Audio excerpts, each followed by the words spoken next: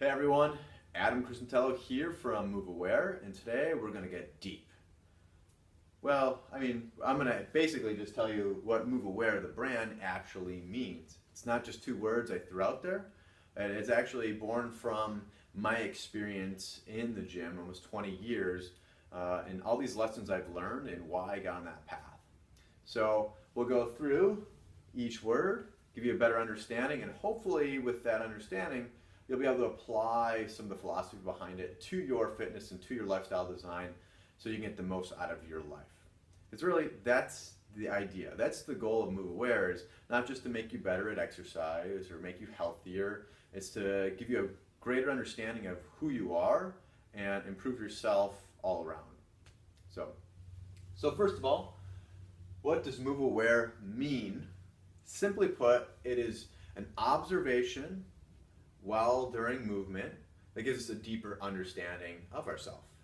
And so some of the things we'll figure out and learn, we'll learn about our patterns.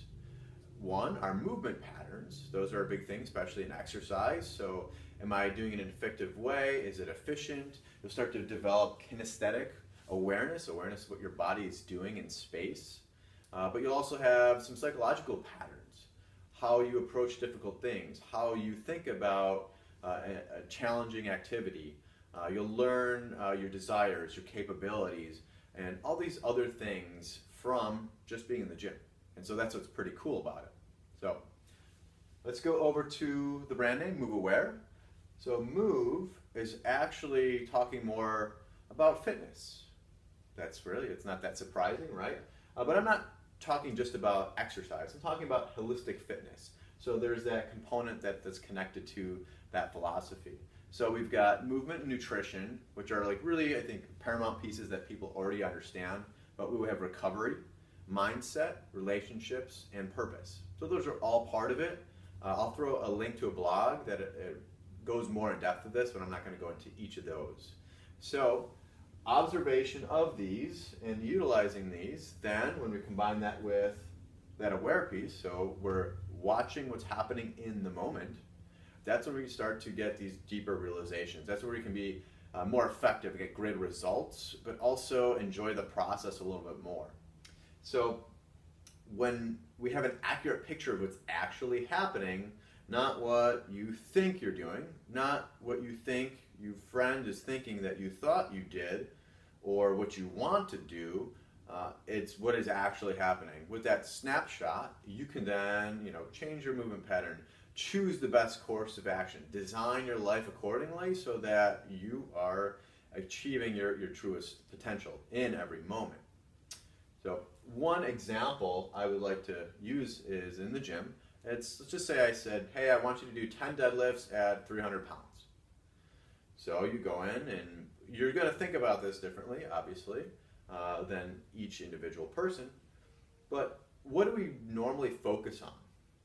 We might think about, hey, I have to have the good form because it'll let me be. What are we really focusing on? We usually have this front-centered focus on the bar, that you have to lift the bar from the bottom, from the ground, to a full standing position. Now, a lot of times that's it. You're like, hey, I either did it 10 times or I didn't. And we're solely focusing on what's in front of us. So there's that surface level, and we forget about what's that deeper level, or what's behind us. So yes, part of being and executing a good deadlift is you have to get the bar from the ground to a standing position. But the location of the bar and changing that location of the bar is only part of the story. So if you have no idea what's going on behind you, you have no kinesthetic awareness, then you're more likely to have injuries. You're less likely to be successful because instead of using your glutes, you're trying to just pull it through your shoulders. So that's a physical example. Let's talk about the psychosocial piece. Now let's say I give you the same exact task. Hey, 10 deadlifts, 300 pounds, but then I put you right next to someone. And let's say that someone is someone that's stronger than you, or someone that is faster than you, someone that is weaker than you, someone that is a friend, someone that is an enemy, quote unquote, someone that you're attracted to. How does that change your thought patterns, your setup? You rush through things. And so these are all little opportunities, and the gym is really a laboratory for self-exploration. It's a microcosm to our bigger our bigger struggles. So I see this a ton with nutrition. A lot of habitual thought patterns, a lot of blocks and barriers to that.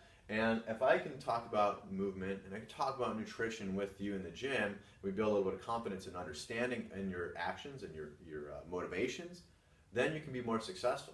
But if you don't know what's going on, the chance of you haphazardly being successful are very, very slim to none. So another big important piece to the kind of the bringing this together and being it's a laboratory is that you really have a safe environment, and that's really important. So if it's not a safe environment, you're not going to have the ability to kind of telescope out and take a look at your environment, but you can start to play with certain things. I love talking about posture and form in the gym because that is also posture and form outside of the gym. The more observant you are in the gym, the more your habits carry over to outside the gym, and vice versa. And so meditation, a big piece to the mindset and stress management. So we have a focal object for meditation. Well, we always think about breath or staring, a gaze or a thought, but your posture can be a focal point as well. So there's another example. So to summarize the video, really it comes down to I want you to live the optimal moment. So when we talk about moment, we're talking about this awareness piece, this what's actually happening, the truth, the observation in the moment, or your truth, because it's different for each person. So that's what we want. Okay, so that's bringing in that piece. Bringing the optimal is we're looking at this kind of, we want to reduce our biological and psychosocial barriers. We want to optimize so that through living, through motion, through exercise, through movement, through all these practices that we do, we're optimizing these areas of our life so we can be a little bit more aware of what's happening around us. We can act in the way that we want. If we don't do that, if I eat like crap, I don't recover, I don't sleep, I have poor relationships, you've all heard about brain fog, right? That's a very real thing that will prevent you from being in the moment. It'll be a moment that isn't the truest moment, I should say. So this is really important to get to understand why Move Aware is not just a couple words I threw on a board. It is a deeper understanding of how you can live the optimal moment by integrating these holistic fitness areas, doing it with an awareness piece and practicing and observing so that you have the awareness. So start thinking about that. When you're going to the gym, what are you thinking about? How do you think about it? How do you address problems? What can you learn that's going to help you there and outside of the gym? So hopefully you find that you get some realizations from that.